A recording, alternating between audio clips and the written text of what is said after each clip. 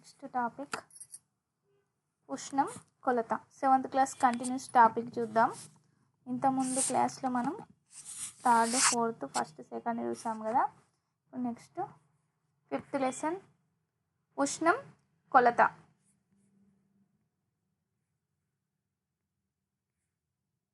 ఉష్ణం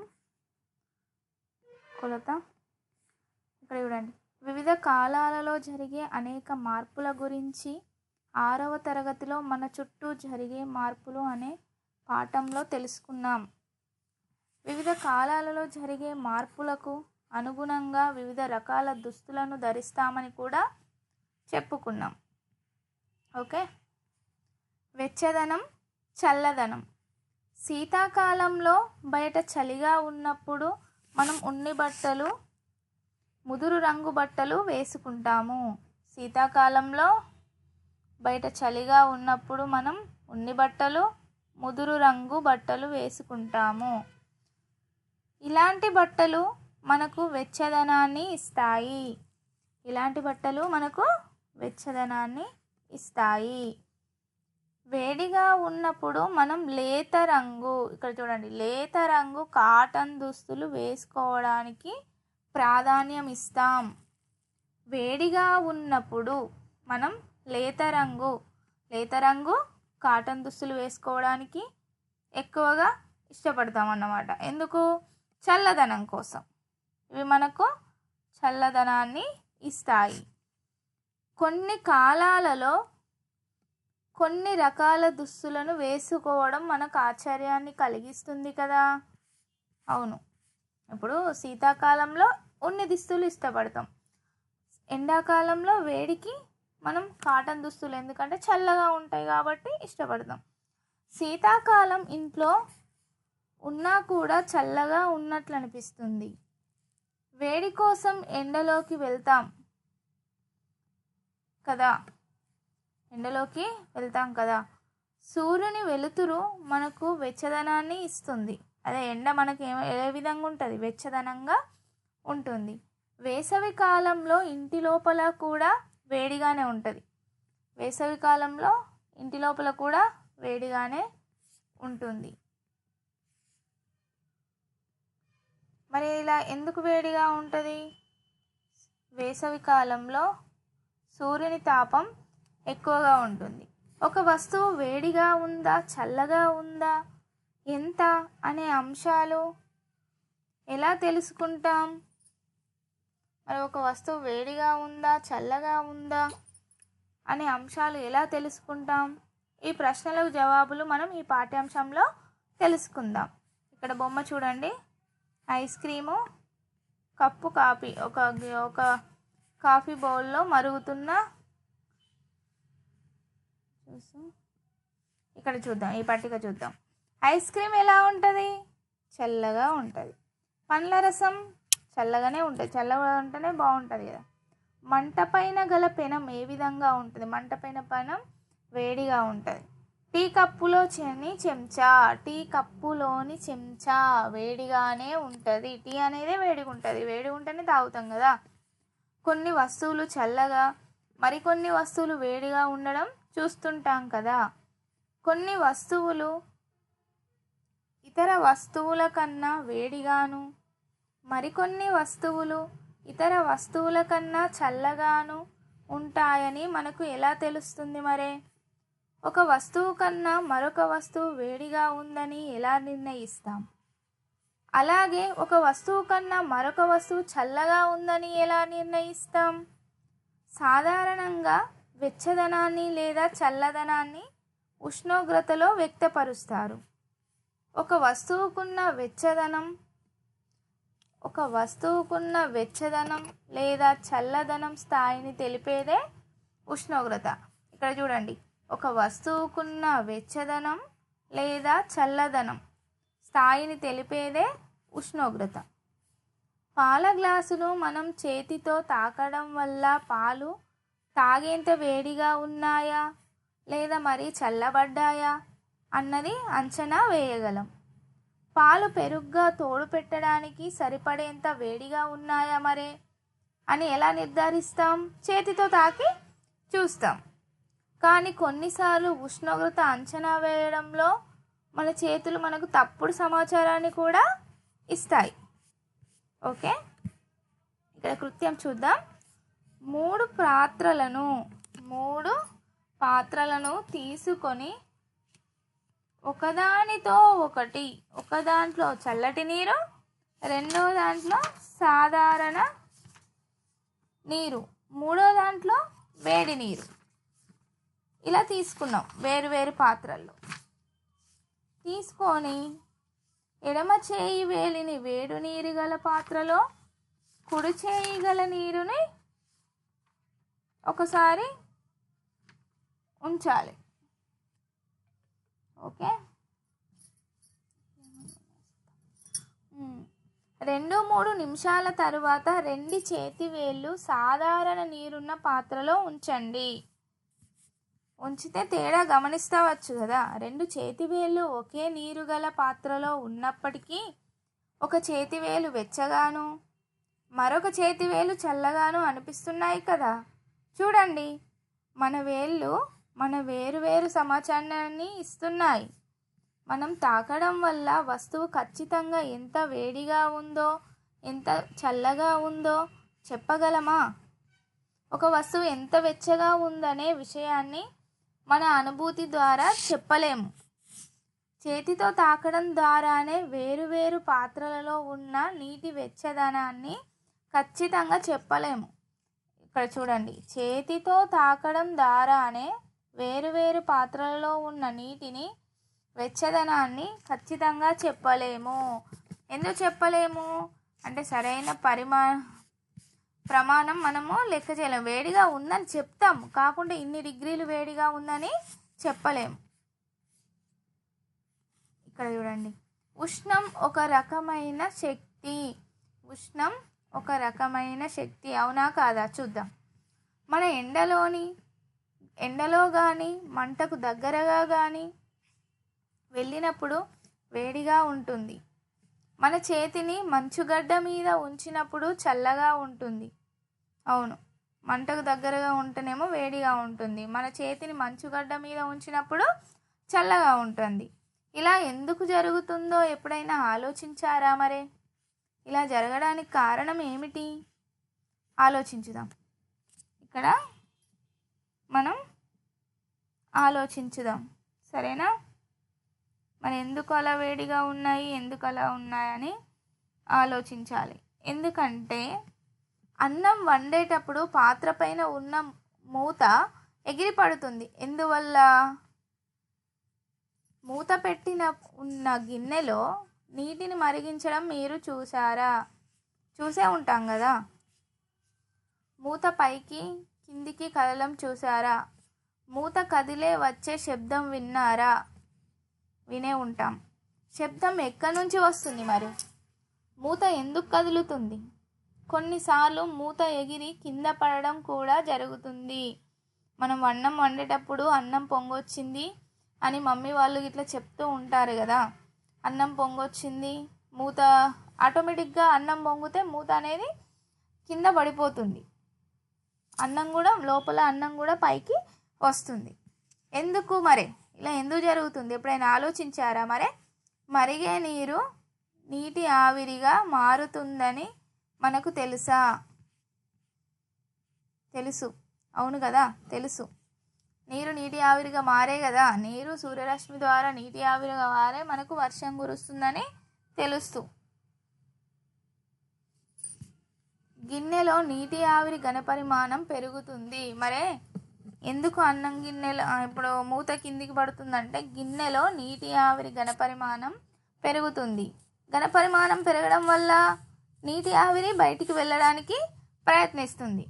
అవును, ఇప్పుడు అన్నము వండుతూ ఉంటాం, బియ్యం పోసినప్పుడు వాటర్ పోసినప్పుడు గిన్నెలో బియ్యం ఏడుకుంటే కొంచెం దిగువన ఉంటాయి, అది ఘనపరిమాణం. ఇప్పుడు గిన్నెలో నీటి ఆవిరి మరుగుతూ ఉన్నప్పుడు ఉష్ణం వల్ల నీటి ఆవిరి మరుగుతూ ఉన్నప్పుడు ఘనపరిమాణం అన్నం యొక్క క్వాంటిటీ అనేది పెరుగుతుంది ఉడికి.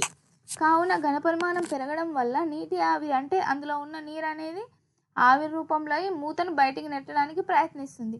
అందుకోసం గిన్నెపైనున్న మూతను పైకి లేపుతుంది. మూత పైకి లేవడానికి కారణం ఏమిటి? వస్తువులు లేపడానికి శక్తి కావాలి. అవును, ఏ వస్తువునైనా లేపడానికి మనకి శక్తి అవసరం.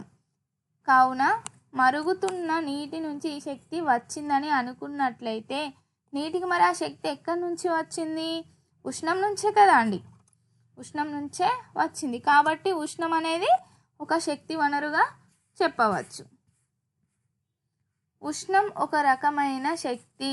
అది ఎక్కువ ఉష్ణోగ్రత గల వస్తువు నుండి తక్కువ ఉష్ణోగ్రత వస్తువుకు ప్రసారం జరుగుతుంది. నెక్స్ట్, మన ఎండలో కానీ మంట దగ్గరగా కానీ నిలబడినప్పుడు శక్తి సూర్యుని దగ్గర నుంచి కానీ మంట నుంచి కానీ మన శరీరంలోకి ప్రవహిస్తుంది. అందుకే మనకు వేడి అనిపిస్తుంది. మన చేతిపై మంచు ముక్క ఉంచినప్పుడు మన శరీరం నుంచి శక్తి మంచు ముక్కలోకి ప్రవహిస్తుంది. అందువల్ల మనకు చలిగా అనిపిస్తుంది. శక్తి ప్రసారం వల్ల వస్తువులు చల్లగా కానీ వేడిగా కానీ ఉన్నట్లు తెలియజేసేదాన్ని ఉష్ణం అంటాము. ఇక్కడ చూడండి, శక్తి ప్రసారం వల్ల వస్తువులు చల్లగా కానీ వేడిగా కానీ ఉన్నట్లు తెలియజేసేదాన్ని ఉష్ణం అంటారు. ఇక్కడ ఎక్సర్సైజ్ చూడండి, ఎక్సర్సైజ్ 3, శక్తి మార్పులు. శక్తి మార్పులు. 2 అరచేతులు రుద్దండి. ఒకసారి రుద్దండి, ఏం జరుగుతుందో గమనిద్దాం. సుత్తితో పదే పదే కొట్టినప్పుడు ఇనుము వేడెక్కడాన్ని మీరు ఎప్పుడైనా చూసారా? అవును, ఇప్పుడు కమ్మరి కొలిమిలో సుత్తిని కొంచెం ఇనుప వస్తువును నిప్పులో వేడి చేసి కొడతా ఉంటే గొడ్డళ్ళు కొడవళ్ళు మనకు నచ్చిన వస్తువు తయారు చేయడానికి ఇనుమును ఫస్ట్ కొలిమిలో పెట్టడం జరుగుతుంది. అవునా కాదా? అది కూడా ఒక రకమైన శక్తి. అదే శక్తి ఉష్ణశక్తి. అదేవిధంగా ఒక కుక్కుడుకాయ గింజలను తీసుకొని రాతి మీద రుద్దండి. రుద్ది మన చేతుల మీద పెట్టండి. అందులో కూడా ఆ రాపిడికి వేడి అనేది మన బాడీకి తగలడం గమనించారా? చూడండి, ఇది కూడా ఒకసారి. పై సందర్భాలలో యాంత్రిక శక్తి ఉష్ణ శక్తిగా మారుతుంది. అవును, యాంత్రిక శక్తి అంటే ఇక్కడ ఒక వస్తువు ఇప్పుడు ఒక వస్తువును మనము ఒక వస్తువును వేడికి గురి చేయడం వల్ల యాంత్రిక శక్తి అనేది ఉష్ణ శక్తిగా మారుతుంది. అవునా కాదా? శీతాకాలంలో మీరెప్పుడైనా చల్లని నీళ్ళతో స్నానం చేశారా? ఏం జరుగుతుంది? చల్లని నీళ్ళతో స్నానం చేశారా? మరే చలి నుంచి బయటపడడానికి నీవేం చేస్తావు? వేడివేడి కాఫీ తాగుతా నేనైతే. మీరేం చేస్తారో కామెంట్ చేయండి. చలికాలంలో మనకు వేడి నీళ్ళు ఎలా లభిస్తాయి? చలికాలంలో మరి మనకు వేడి నీళ్ళు ఎలా లభిస్తాయి? ఇప్పుడంటే మనం గ్రీజర్లు, హీటర్లు లేకుంటే స్టవ్ పైన అలా వేడి చేసుకుంటాం. అప్పుడు పురాతన కాలంలో కట్టెలను తీసుకొచ్చుకొని కట్టెల పొయ్యి మీద వేడి చేసుకునేవాళ్ళు. వేడి నీళ్ళ కోసం మనం నీటిని వేడి చేస్తాం. ఎలా అయినా కానీ ఇప్పుడు టెక్నాలజీ మారింది కాబట్టి మనం టెక్నాలజీ వాడుకుంటున్నాము. ఎలా అయినా కానీ చేసే పద్ధతి అప్పుడైనా ఇప్పుడు టెక్నాలజీ డెవలప్మెంట్ అయినా కానీ మనం వాటర్ని వేడి చేయడం అనేది జరుగుతుంది. మీ ఇంటిలో నీటిని ఎలా వేడి చేస్తారు? మీ ఇంటిలో నీటిని ఎలా వేడి చేస్తారు? మరే మా ఇంట్లో అయితే మేము గ్రీజరు పరికరంతో ఎలక్ట్రిక్ పరికరంతో వాడుతాము. ఎలక్ట్రిక్ హీటరు ఇలా. మరి మీరు ఒకవేళ మీరు నీటిని వేడి చేయడానికి ఎలక్ట్రిక్ హీటర్ను ఉపయోగించినట్లయితే ఇక్కడ చూడండి, నీటిని వేడి చేయడానికి ఎలక్ట్రిక్ హీటర్ను ఉపయోగించినట్లయితే విద్యుత్ శక్తి ఉష్ణశక్తిగా మారుతుంది. ఎలక్ట్రిక్ హీటర్ అనగానే మనకి ఎలక్ట్రిక్ అనగానే కరెంట్ అంటే విద్యుత్ శక్తి అనేది వాటర్ హీట్ అయితే కాబట్టి వేడైనాయి కాబట్టి ఉష్ణంగా మారుతుంది. ఇక్కడ ఏం లేదు, అంత గుర్తుపెట్టుకోవాల్సిన పని కూడా ఏం లేదు. ఎలక్ట్రిక్ హీటరు ఉపయోగించినట్లయితే ఎలక్ట్రిక్ హీటరు విద్యుత్ అనేది వాటర్ని వేడి చేద్దాం కాబట్టి హీటర్లో ఉష్ణశక్తిగా మారుతుంది. ఓకే. అలాగే మీరు గ్యాస్ స్టవ్ వాడినట్లయితే ఇక్కడ చూడండి గ్యాస్ స్టవ్ కూడా ఇచ్చిండు. గ్యాస్ స్టవ్ వాడినట్లయితే రసాయన శక్తి ఉష్ణంగా మారుతుంది.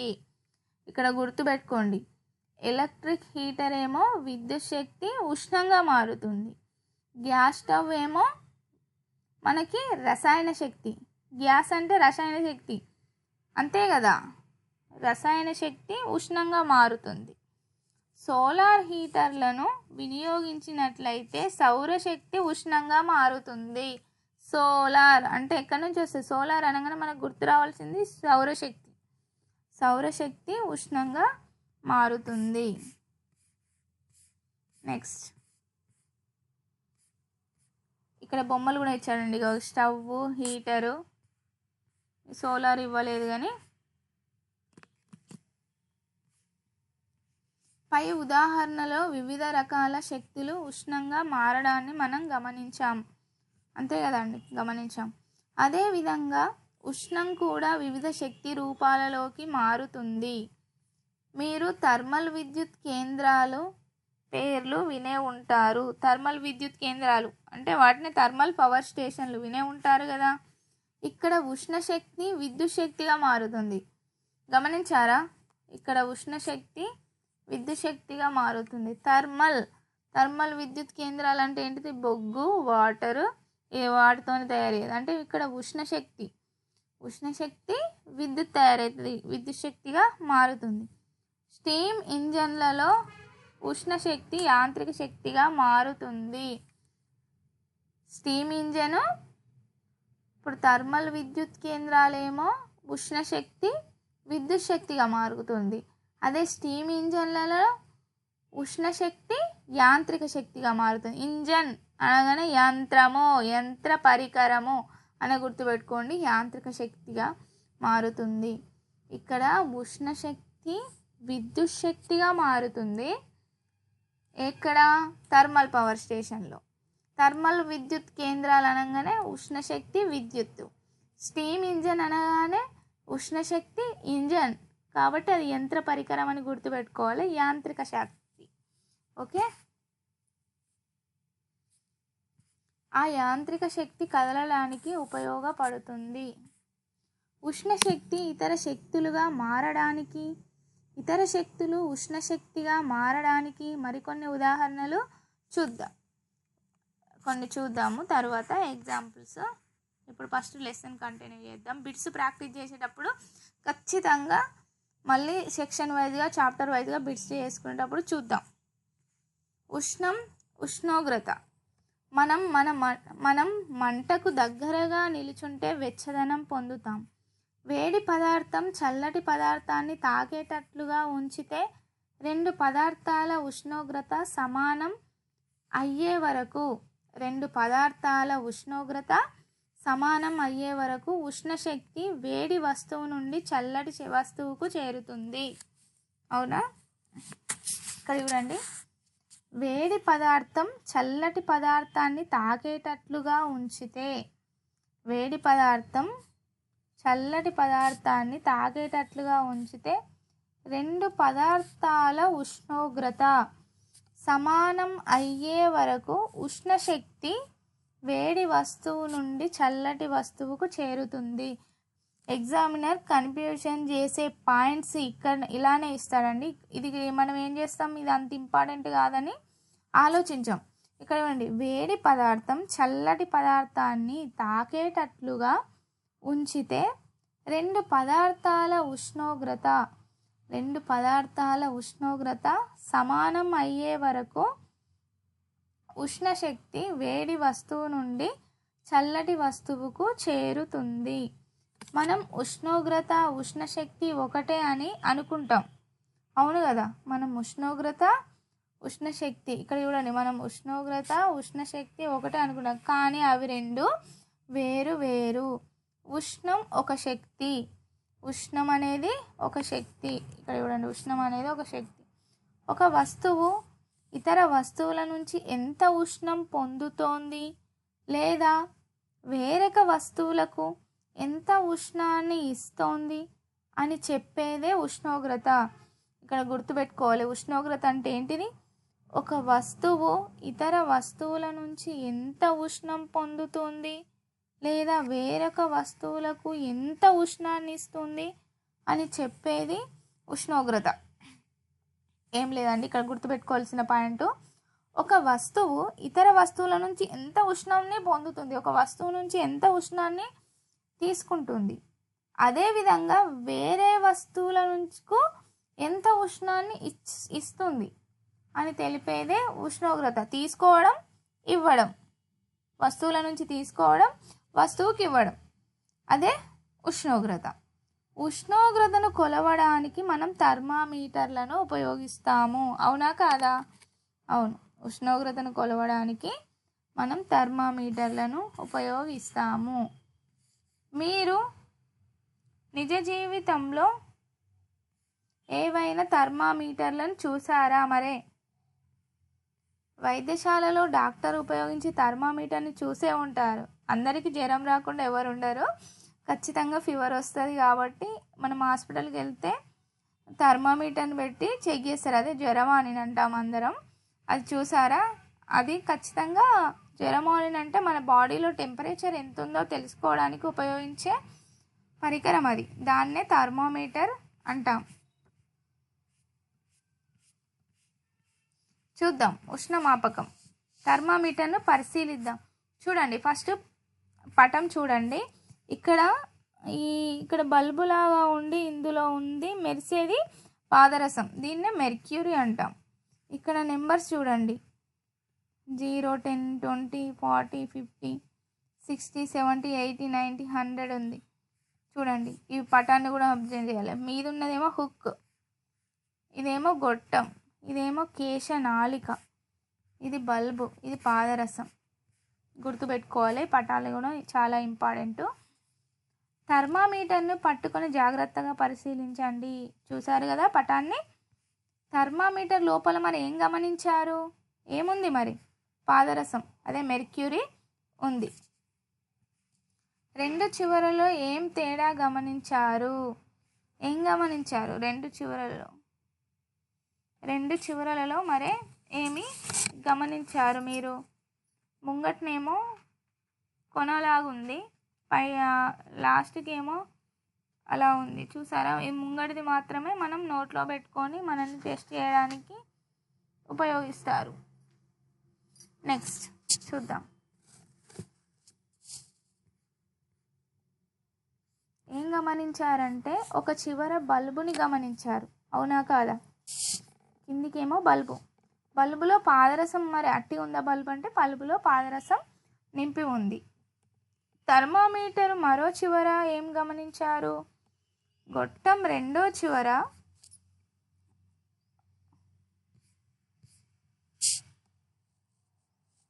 ఒక చివర బల్బును, గొట్టం రెండో చివరను లోపల ఉన్న గాలి తీసేసి మూసేయడం జరిగింది. గొట్టం పైన మీరేమైనా గుర్తులు గమనించారా? అవి ఏమిటి? గొట్టంపై గల గుర్తులు డిగ్రీలు. గొట్టంపై గల గుర్తులు డిగ్రీలు. మనం ఉష్ణోగ్రతను డిగ్రీలలో కొలుస్తాము. పాదరసం వేడెక్కినప్పుడు అది గొట్టంలోకి వ్యాకోచిస్తుంది. పాదరస మట్టం స్థానం ఏ గుర్తు వద్ద ఉంటే అది దానిని ఉష్ణోగ్రత డిగ్రీలుగా చెబుతాం. పాదరస స్థానం ఏ గుర్తు వద్ద ఉంటే అది ఉష్ణోగ్రత డిగ్రీలను చెబుతాం. సాధారణంగా ఈ డిగ్రీలను సెల్సియస్, ఫారెన్హీట్ డిగ్రీలలో కొలుస్తారు. సాధారణంగా ఈ డిగ్రీలను సెల్సియస్, ఫారెన్హీట్ డిగ్రీలలో కొలుస్తారు. సెల్సియస్, ఫారెన్హీట్ డిగ్రీలలో కొలుస్తారు. గొట్టంపై గల గుర్తులను పరిశీలించండి. గొట్టంపై గల గుర్తులను పరిశీలించండి. ఈ గుర్తుల అమరికనే ఉష్ణోగ్రత మాపని అంటాము. ఈ గుర్తుల అమరికనే ఉష్ణోగ్రత మాపని అంటాము. వేడి చేసే పదార్థాలు వ్యాకోచిస్తాయి అనే ధర్మం మీద ఆధారపడి థర్మామీటర్లు పనిచేస్తున్నాయి. వేడి చేసే పదార్థాలు వ్యాకోచిస్తాయి అనే ధర్మం మీద ఆధారపడే థర్మామీటర్లు పనిచేస్తాయి. మరి వేడి చేస్తే ఎలా వ్యాకోచిస్తాయో చూద్దామా. ఇక్కడ ఎక్సర్సైజ్ ఉంది చూడండి. ద్రవ పదార్థాల వ్యాకోచం. ద్రవ పదార్థాల వ్యాకోచం. ఒక గుండ్రని గాజు కుప్పెను తీసుకోండి. దాన్ని రంగు నీళ్ళతో నింపండి. కేశనాళిక రంధ్రం గల గాజు గొట్టాన్ని రబ్బరు బిరడాలో బిగించండి. చూడండి, ఇక్కడ పటాన్ని అబ్జర్వ్ చేయండి, నేను చదువుతున్నా. రబ్బరు బిరడను గాజు కుప్పెకు అమర్చండి. గాజు గొట్టంలో నీటి మట్టం పటంలో చూపినట్లు స్కేలును తాకేలా ఉంచండి. ఇప్పుడు గాజు కుప్పెను ఒక లోహపాత్రలో ఉంచండి. లోహపాత్రలో వేడి నీటిని పోయండి. ఇక్కడ లోహపాత్రలో, ఇది లోహపాత్ర, దీనిలో వేడి నీటి పోయాలి. గాజు గొట్టంలో నీటి మట్టాన్ని జాగ్రత్తగా పరిశీలించండి. ఏం గమనించారు మరి? పటాన్ని చూసారు కదా, మరి ఏం గమనించారో చూద్దామా. గాజు పాత్రను లోహ పాత్ర నుంచి బయటకు తీయండి. కొద్దిసేపు పక్కన ఉంచండి. అప్పుడు మరి ఏం పరిశీలించవచ్చో చూద్దామా. నీరులాగా పాదరసం కూడా వేడి చేస్తే వ్యాకోచిస్తుంది, చల్లారిస్తే సంకోచిస్తుంది. లోహాలలో పాదరసం మాత్రమే గది ఉష్ణోగ్రత వద్ద ద్రవ రూపంలో ఉంటుంది. లోహాలలో పాదరసం మాత్రమే గది ఉష్ణోగ్రత వద్ద ద్రవ రూపంలో ఉంటుంది. అందుకే థర్మామీటర్లలో ఉష్ణోగ్రతను సూచించడానికి పాదరసాన్ని ద్రవంగా ఉపయోగిస్తాము. థర్మామీటర్లలో సంకోచ వ్యాకోచం జరిపే ద్రవ పదార్థాలుగా పాదరసాన్ని, ఆల్కహాల్ను ఉపయోగిస్తారు. థర్మామీటర్లలో సంకోచ వ్యాకోచం జరిపే ద్రవ పదార్థాలుగా పాదరసం మరియు ఆల్కహాల్ను కూడా ఉపయోగిస్తారంట. ఇక్కడ ఆలోచించండి, ఏంటిది? పాదరసాన్ని, ఆల్కహాల్ను మాత్రమే థర్మామీటర్లలో ఎందుకు ఉపయోగిస్తాం? మరే చూసారా? ఎందుకో క్వశ్చన్ ఆలోచించే క్వశ్చన్ చేశాడు ఎగ్జామినర్ కూడా, ఇలా అడుగుతాడు. మరి అప్పుడు ఏం చేద్దాం? పాదరసంలో వ్యాకోచం సమంగా ఉంటుంది అంటే సమాన పరిమాణంలో ఉష్ణాన్ని అందించి అప్పుడు దాని వ్యాకోచంలో మార్పు కూడా సమానంగా ఉంటుంది. దీనికి మెరిసే స్వభావం ఉంటుంది. అంతేకాక కాంతి నిరోధకంగా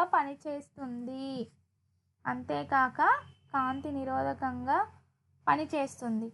గాజు పాత్రకు అంటుకోదు. మంచి ఉష్ణవాహకం కూడా. స్వచ్ఛమైన పాదరసం సులభంగా లభ్యమవుతుంది. అదేవిధంగా ఆల్కహాల్ చూద్దాం.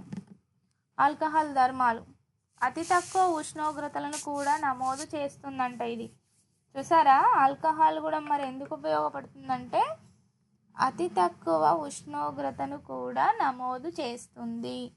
1 డిగ్రీ సెల్సియస్ ఉష్ణోగ్రత పెరుగుటకు వ్యాకోచం చాలా ఎక్కువగా ఉంటుంది.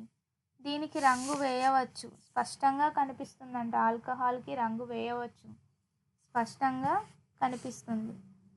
థర్మామీటర్ను ఎలా ఉపయోగించాలి? మరి పదార్థం లేదా వస్తువు ఉష్ణోగ్రత తెలుసుకోవాలంటే థర్మామీటర్కున్న బల్బుకు ఆ పదార్థం యొక్క వస్తువు తాకుతూ ఉండాలి. థర్మామీటర్కున్న బల్బుకు ఆ పదార్థము లేదా వస్తువు తాకుతూ ఉండాలి.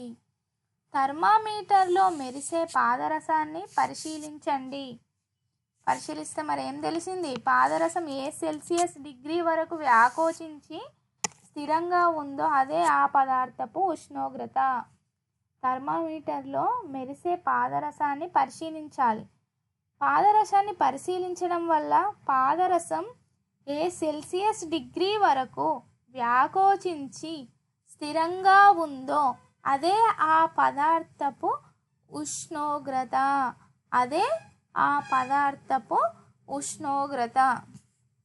ఉదాహరణ చూడండి. మీ అరచేతి ఉష్ణోగ్రతను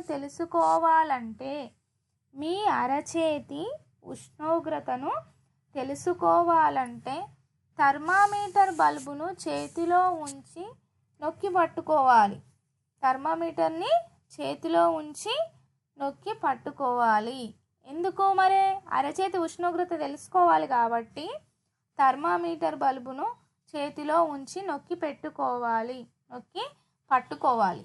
ఇలా 2 నిమిషాలు పట్టుకున్న తరువాత పాదరస మట్టాన్ని పరిశీలించండి. పాదరసం వ్యాకోచించడం ఆగి స్థిరంగా ఉన్నప్పుడు రీడింగును థర్మామీటర్ గొట్టంపై చూడాలి. ఆ రీడింగే మీ అరచేతి ఉష్ణోగ్రత అవుతుంది. నెక్స్ట్ ఇక్కడ కృత్యం చూద్దాం. బీకరులో కొద్దిగా మంచుగడ్డలను తీసుకోండి. థర్మామీటరు పాదరసం గల చివరను 2 నిమిషాల మంచుగడ్డలో ఉంచండి. పాదరస మట్టాన్ని గుర్తించండి. మంచు కరిగేదాకా వేచి ఉండండి. పాదరస మట్టంలో ఏమైనా మార్పు గమనిస్తారా? చూద్దాం. ఇక్కడ కింద చూద్దాం. మంచుగడ్డలు కరిగేంత వరకు పాదరస మట్టంలో ఎలాంటి తేడా అనేది ఉండదు. అవునా? మంచు కరిగేదాకా ఎలాంటి తేడా ఉండదు. నెక్స్ట్ అంటే ఉష్ణోగ్రత స్థిరంగా ఉన్నట్లు. ఇలా మంచుగడ్డలు కరిగేంత వరకు గల స్థిర ఉష్ణోగ్రతను మంచు ద్రవీభవన స్థానం అని అంటారు. ఇక్కడ గుర్తించండి. ఇది 0 సెల్సియస్గా గుర్తించవచ్చు. 0 డిగ్రీ సెల్సియస్గా గుర్తించాలి దీనిని. ఎందుకని? ఉష్ణోగ్రత స్థిరంగా ఉంది. ఇక్కడ మంచుగడ్డలు కరిగేంత వరకు ఉష్ణోగ్రత అనేది స్థిరంగా ఉంది కాబట్టి ఇది ద్రవీభవన స్థానం అవుతుంది. దీనిని ఉష్ణోగ్రత స్థిరంగా ఉంది కాబట్టి 0 డిగ్రీల సెల్సియస్ అవుతుంది. నెక్స్ట్ ఇక్కడ ఇంకో పాయింట్ చూడండి. ఒక బీకరులో కొద్దిగా నీరు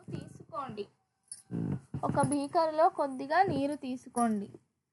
థర్మామీటరు పాదరసం గల చివరను ఆ నీటిలో ఉంచి వేడి చేయండి.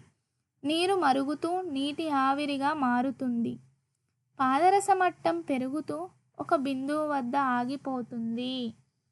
ఆ స్థానాన్ని గుర్తించండి. నీరు మరుగుతున్నంత వరకు పాదరస మట్టం స్థిరంగా ఉంటుంది. ఆ స్థానాన్ని నీరు మరిగే స్థానం అంటారు. ఆ బిందువును 100 డిగ్రీ సెల్సియస్గా చెప్పవచ్చు. ఇక్కడ చూడండి, నేను మెయిన్ పాయింట్లే మళ్ళీ ఇలా లైనింగ్ పెడుతున్నాను. ఎందుకంటే అవి హైలైట్ చేస్తున్నాను. అవి పాయింట్స్ అని మొత్తం గీతలు పెడితే మళ్ళీ బుక్ చెప్పడమే అవుతుంది ఎక్స్ప్లెనేషను.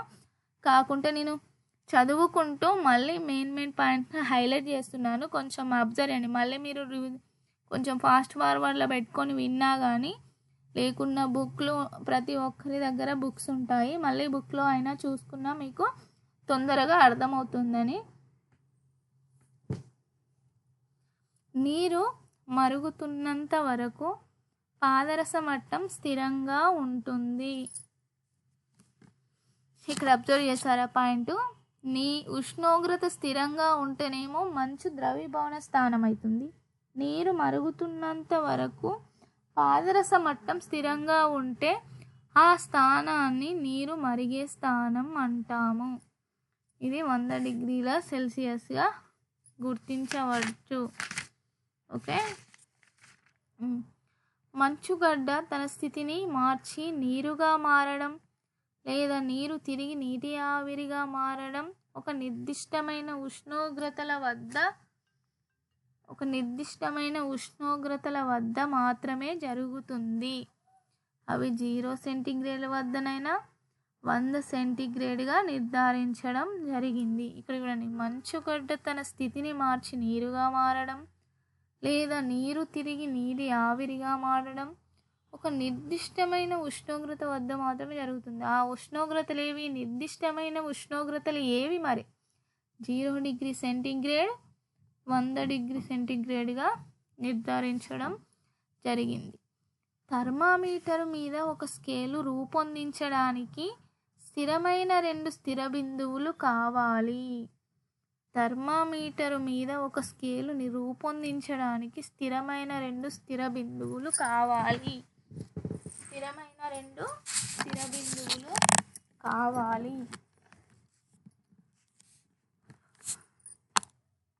ద్రవీభవన స్థానం 0 డిగ్రీ సెంటీగ్రేడ్, మరుగు స్థానం 100 డిగ్రీ సెంటీగ్రేడ్లను థర్మామీటర్ స్కేలు మీద స్థిర బిందువులుగా తీసుకోవాలి. థర్మామీటర్ స్కేలు మీద స్థిర బిందువులుగా తీసుకోవాలి.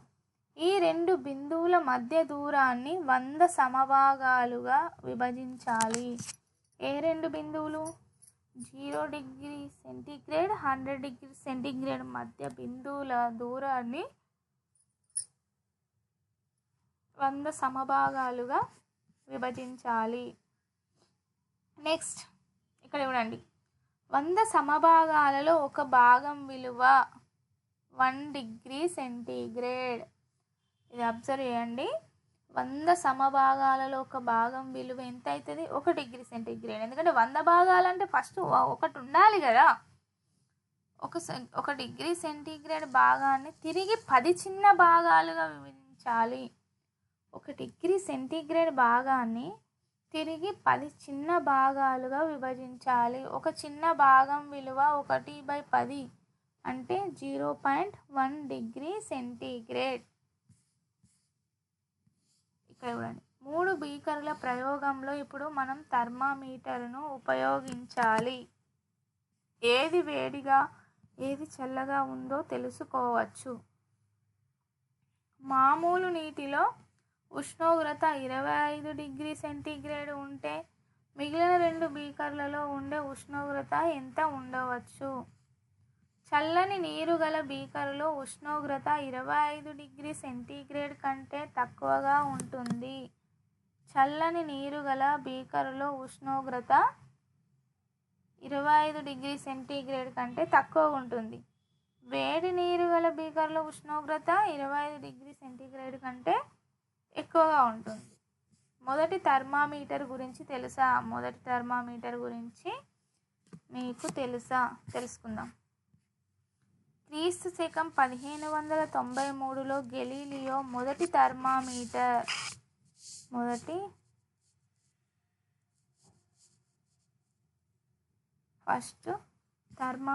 కనుక్కున్నారు. ఎవరు? గెలీలియో.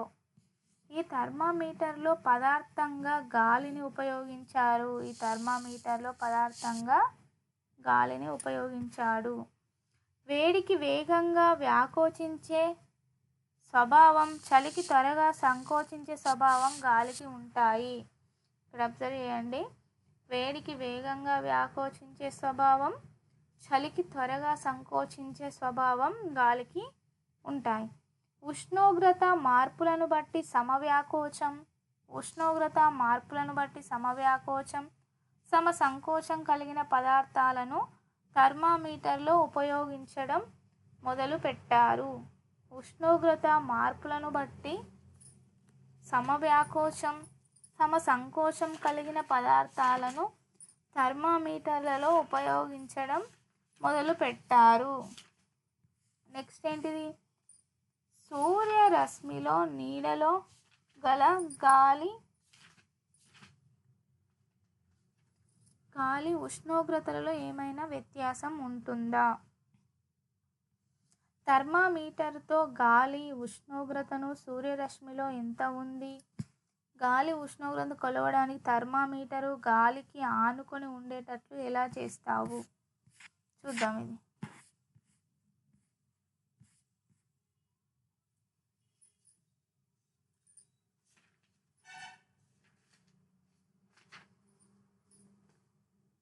చూద్దాం.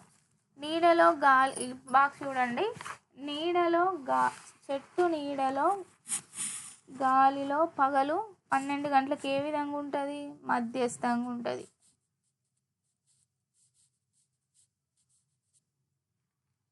నెక్స్ట్ సూర్యరశ్మిలోని గాలిలో పగలు ఎలా ఉంటుంది?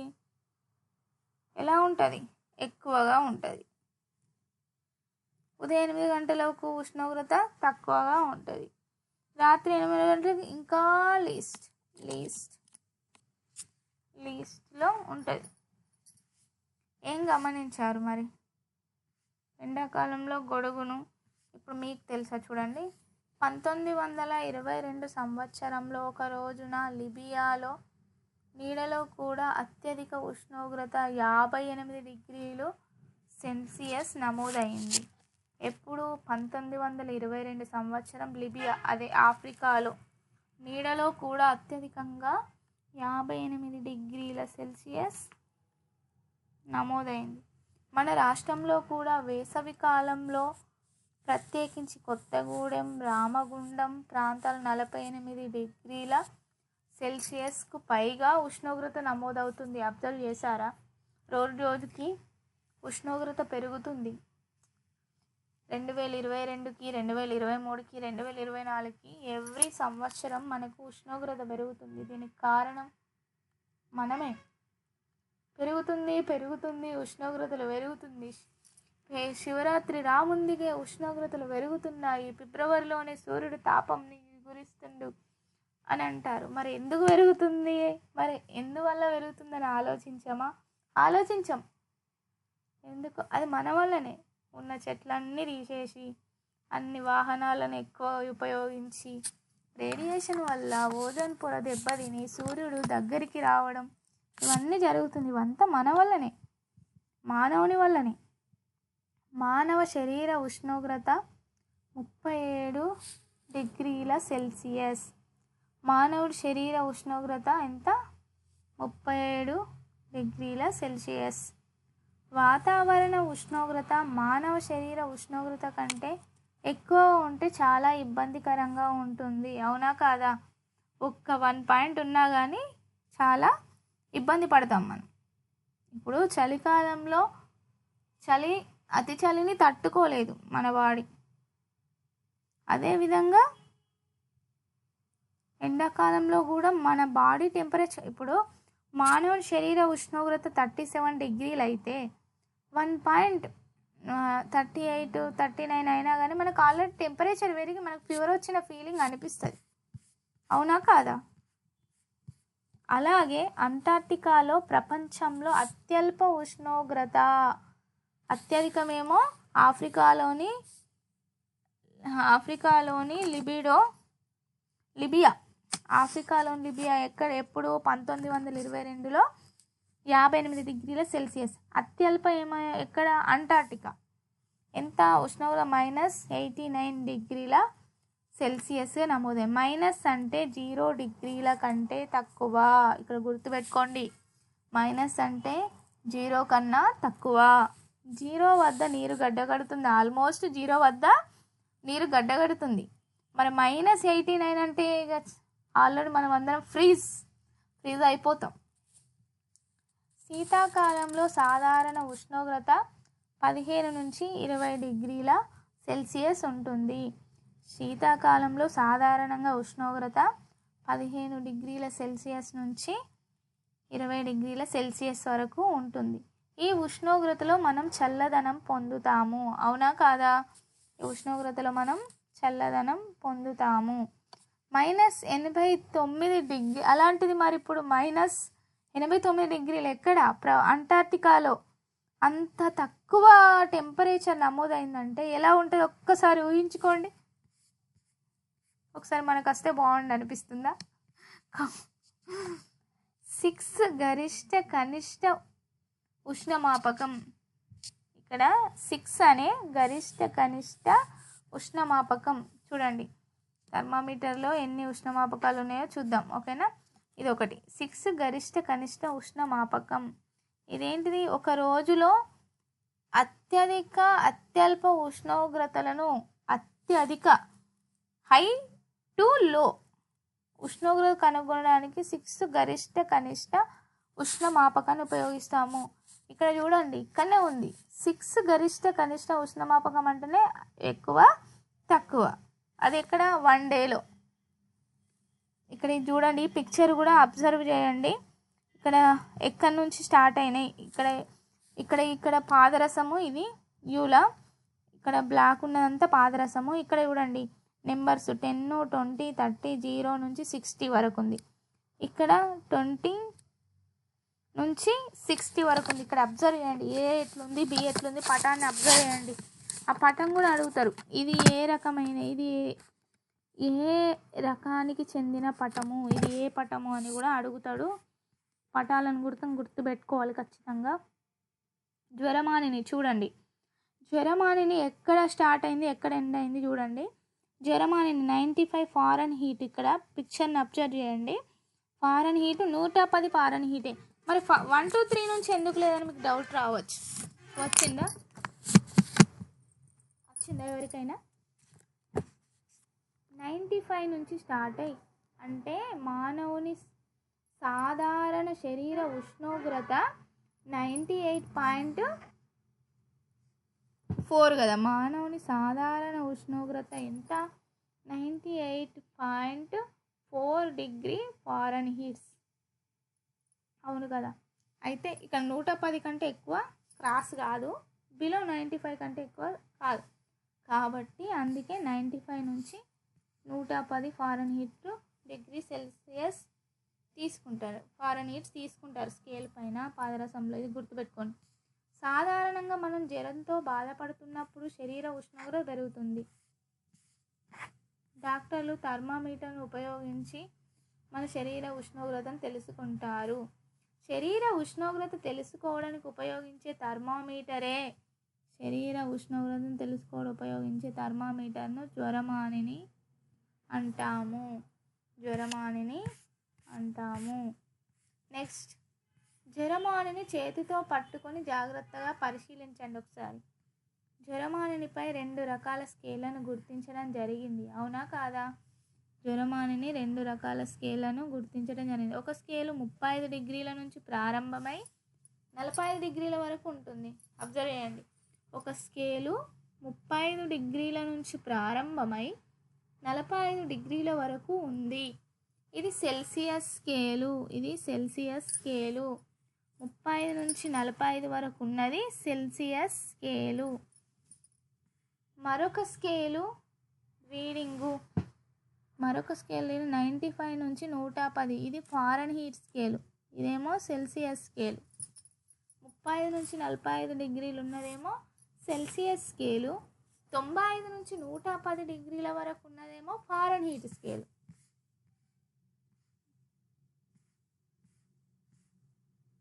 ఇక్కడ చూడండి. పాదరసం మట్టం.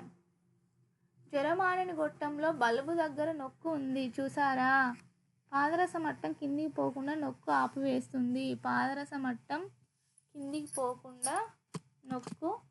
ఆపివేస్తుంది. థర్మామీటర్పై ఫారెన్ హీట్ కనుక్కోవడం చూసారా. ఫారెన్ హీట్ స్కేలులో 95 డిగ్రీల ఫారెన్ హీట్ నుంచి 110 డిగ్రీల ఫారెన్ హీట్ గుర్తులు ఉన్నాయి కదా.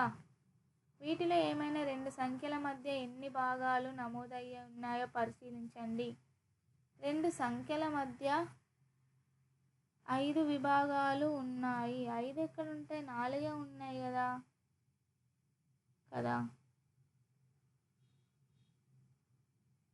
అబ్జర్వ్ చేయండి. మిడిల్లో 4 ఉన్నాయి కదా. 2 సంఖ్యల మధ్య 5 విభాగాలు ఉంటాయి. ఒక చిన్న విభాగం విలువ లెక్కిస్తే 0.2 ఫారెన్. మన శరీర ఉష్ణోగ్రత ఎంత ఉంటుంది? దాన్ని తెలుసుకోవడానికి జ్వరమానిని ఎలా ఉపయోగిస్తారు? మరి థర్మామీటర్ను ఉపయోగించే ముందు యాంటీసెప్టిక్ ద్రావణంలో శుభ్రం చేయాలి. మరి యాంటీసెప్టిక్ ద్రావణంలో ఎందుకు శుభ్రం చేయాలి? మరి ఎందుకో తెలుసా? ఇప్పుడు జ్వరం ఎవరికి వస్తే డాక్టర్ ఏం చేస్తాడు? డాక్టర్ దగ్గర పేషెంట్స్ వస్తే ఒక పేషెంట్స్ పెట్టిన తర్వాత ఇంకో పేషెంట్ పెడితే వాళ్ళకున్న టెంపరేచరు ఇక్కడ టెంపరేచర్ అంతా సేమ్ అవుతుంది కదా. సేమ్ అయితే టెంపరేచరే కాక వాళ్ళకున్న జ్వరాలు, దగ్గు, సర్ది వీళ్ళకు కూడా అంటుతుంది. కాబట్టి ఒక థర్మామీటర్ను ఉపయోగించే ముందు యాంటీసెప్టిక్ ద్రావణంలో ఖచ్చితంగా శుభ్రం చేయాలి. అది గట్టిగా చేతితో పట్టుకొని విదిలించాలి. ఇట్లా అంటే పాదరసము పైన ఉన్నది కిందికి రావాలి. ఇలా విదిలించడం వల్ల పాదరసం కిందికి వస్తుంది. చూడండి, ఇలా విదిలించడం అంటే గట్టి ఇట్లా కిందికి ఇట్లా అంటారు చేతితో. ఇప్పుడు మనం పెన్నుకి ఇట్లా ఇలా అంటే పారకుంటే ఇలా కిందికి ఇలా అంటే దాని ఇంక్ అనేది కిందికి వస్తుంది కదా. అలానే విదిలించడం వల్ల పాదరస మట్టం కిందికి వస్తుంది. 35 డిగ్రీల సెల్సియస్ లేదా 95 డిగ్రీల ఫారెన్హీట్ కంటే కిందికి పాదరస మట్టం వచ్చేలా చూడాలి. పాదరస మట్టం వచ్చేలా చూడాలి. నెక్స్ట్, ఇప్పుడు జరమానిని బల్బును నాలుక కింద కానీ చంకలో కానీ 1 నిమిషం పాటు ఉంచండి. జరమానిని బయటకు తీసి రీడింగును నమోదు చేయాలి. ఇది మన శరీర ఉష్ణోగ్రతను తెలుపుతుంది. ఇక్కడ చూడండి, 95, 100, 105, 110, 95, 100, 105, 110. ఓకే, ఇక్కడ చూడండి పాదరస మట్టం ఇక్కడ ఉంది, ఇక్కడికి పెరిగింది. చూడండి, ఇక్కడ 2 థర్మామీటర్ పరిశీలించి మొదట జరమానిని ఉన్న స్పీకరు ఇలా టెంపరేచర్లు చూడవచ్చు. జరమానినితో కొలిచినప్పుడు మానవుని శరీర ఉష్ణోగ్రత సాధారణంగా 37 డిగ్రీల సెల్సియస్ లేదా 98.4 డిగ్రీల ఫారెన్హీట్ ఉంటుంది.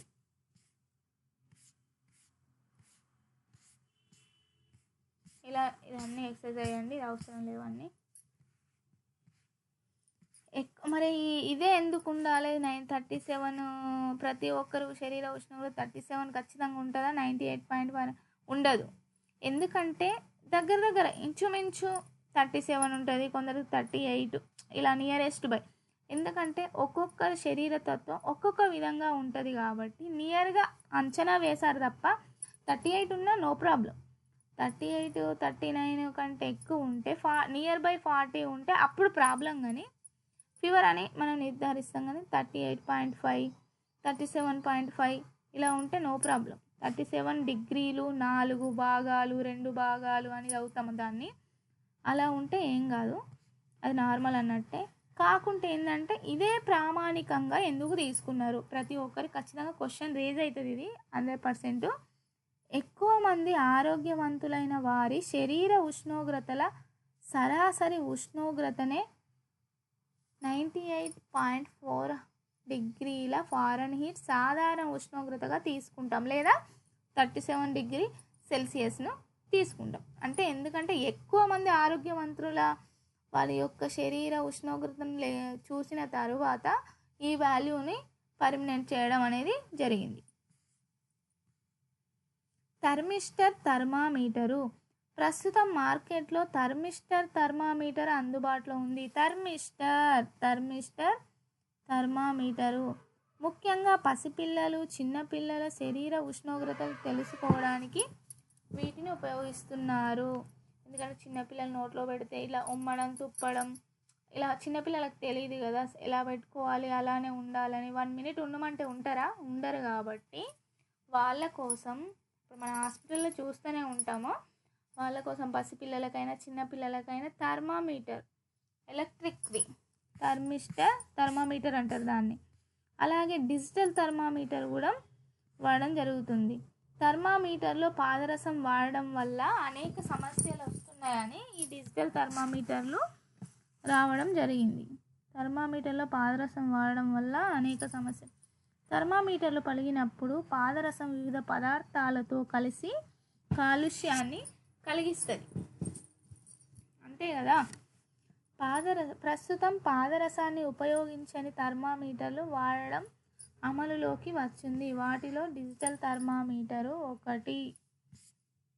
నెక్స్ట్, జరమానిని శరీర ఉష్ణోగ్రత కొలవడానికి తప్ప ఇతర పదార్థాలు ఉష్ణోగ్రతలు కొలవడానికి ఉపయోగించకూడదని అంటాము. అలాగే సూర్యరశ్మిలో కానీ మంటకు దగ్గర కానీ జరమానిని ఉంచకూడదని అంటాము. ఎందుకో తెలుసా?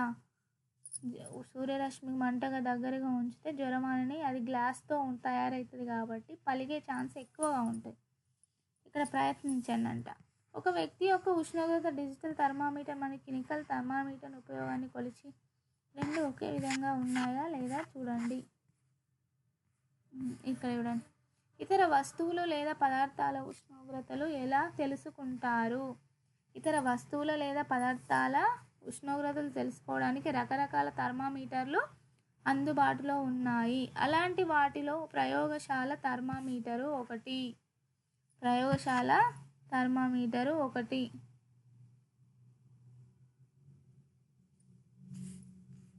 ప్రయోగశాల థర్మామీటర్ గురించి తెలుసుకుందాం. అయితే ఇక్కడ ఎక్కడి నుంచి ఎక్కడి వరకు ఉండే అంటే -°C అంటే ఏమిటి? ఇది 0°C కంటే ఎక్కువనా తక్కువనా? కుళాయి నీళ్లను బీకరులో కొంతవరకు తీసుకోండి. థర్మామీటరు బల్బు పూర్తిగా మునిగే వరకు నీటిలో ఉంచండి. బల్బు బీకర్ అంచులకు కానీ కింద కానీ తాకకుండా జాగ్రత్త పడండి. థర్మామీటర్ నిటారుగా ఉంచండి. పాదరస మట్టం నిలకడగా ఉండే వరకు వేచి చూడండి. ఇదంతా ఎక్స్పెరిమెంటు చూడండి. పెద్ద గుర్తుల మధ్య గల చిన్న గీతలు నమోదు చేయండి. వాటిలో 10 విభాగాలైన ఒక్కొక్క విభాగం 1/10 అంటే 0.1 సెంటీగ్రేడ్. ఇది తెలుసు కదా. ఇలా చూడండి. ఒక బీకరులో కొద్దిగా వేడి నీరు తీసుకోండి. థర్మామీటర్ బల్బును 1 నిమిషం పాటు నీటిలో ఉంచండి. థర్మామీటర్ బల్బు నీటిలో ఉన్నప్పుడు ఉష్ణోగ్రతను నమోదు చేయండి. నీటిలో నుంచి థర్మామీటర్ను బల్బును బయటకు తీయండి.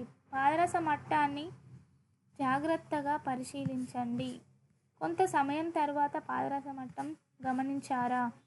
శరీర ఉష్ణోగ్రతను కొలవడానికి ప్రయోగశాల థర్మామీటర్ వాడడం సరైంది కాదని అంటుంటాము. అవును, సరైంది కాదు. ఓకే, ఇక్కడ కీలక పదాలు మనం ఏమేమి నేర్చుకున్నాం? ఒక వస్తువుకున్న వెచ్చదనం లేదా చల్లదనం స్థాయినే తెలిపేదే ఉష్ణోగ్రత. ఉష్ణం అనేది ఒక శక్తి స్వరూపం. ఉష్ణం అధిక ఉష్ణోగ్రత గల పదార్థం నుంచి తక్కువ ఉష్ణోగ్రత పదార్థానికి ప్రయాణిస్తుంది. అవునా కదా? పాదరసాన్ని, మెర్క్యూరీ, ఆల్కహాల్ను థర్మామీటర్లో ద్రవంగా ఉపయోగిస్తారు. మానవ శరీర ఉష్ణోగ్రత కనుగొనడానికి వైద్యులు జరమానిని ఉపయోగిస్తారు. మానవుని సాధారణ శరీర ఉష్ణోగ్రత 37°C లేదా 98 ఫారెన్హీట్స్. పదార్థాల ఉష్ణోగ్రత తెలుసుకోవడానికి ప్రయోగశాల థర్మామీటర్ను ఉపయోగిస్తారు.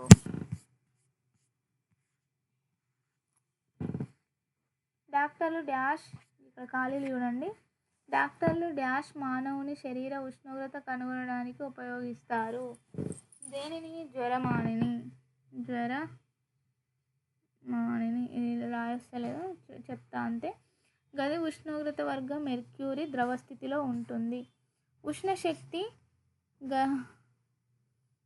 వేడి ప్రాంతం నుంచి చల్లటి ప్రాంతానికి ప్రవహిస్తుంది. -77°ల ఉష్ణోగ్రత కంటే 0°ల ఉష్ణోగ్రత కంటే తక్కువ. ఇప్పుడు 0 కంటే మైనస్ చాలా తక్కువ కదా.